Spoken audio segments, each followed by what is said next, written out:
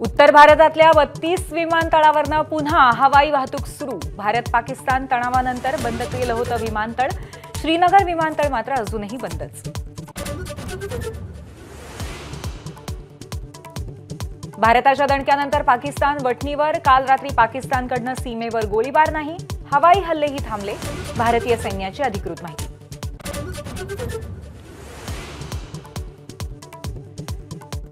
डीजीएमओच्या चर्चेपूर्वी पंतप्रधान मोदींच्या निवासस्थानी महत्त्वाची बैठक। तिन्ही सैन्य दलांचे प्रमुख आणि संरक्षण मंत्री राजनाथ सिंगांच्या उपस्थितीत बैठकीला सुरुवात।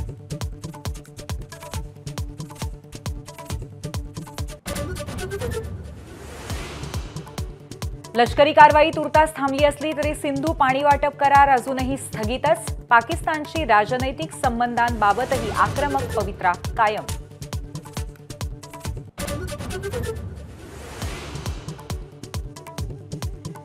शस्त्रसंधीसाठी भारतासमोर गुडघे टेकणाऱ्या पाकिस्तानबाबत स्थानिक माध्यमात बिनबुडाच्या बातम्या। खोट्या विजयासाठी शहबाज सरकारवरती स्तुतीसुमनं।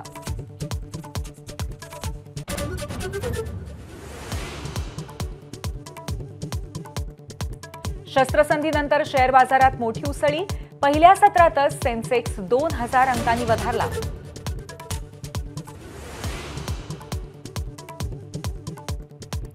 भारताची पाकिस्तानवर थेट अवकाशातनं नजर। इस्रोच्या 10 उपग्रहांचं पाकिस्तानच्या प्रत्येक हालचालींवर लक्ष। इस्रो अध्यक्ष व्ही नारायणन यांची माहिती।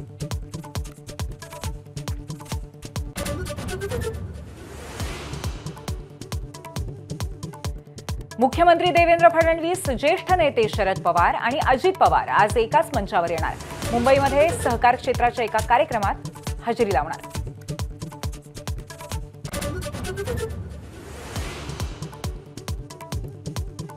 वैशाख पौर्णिमेनिमित्त श्रीमंत दगडूशेठ हलवाई गणपतीला शहाळ्यांचा नैवेद्य। बाप्पाच्या गाभाऱ्यात 5000 शहाळ्यांची आरास।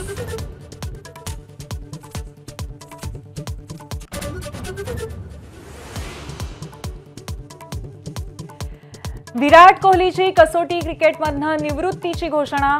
14 वर्षांच्या कारकिर्दीत 30 शतकं आणि 31 अर्धशतकं।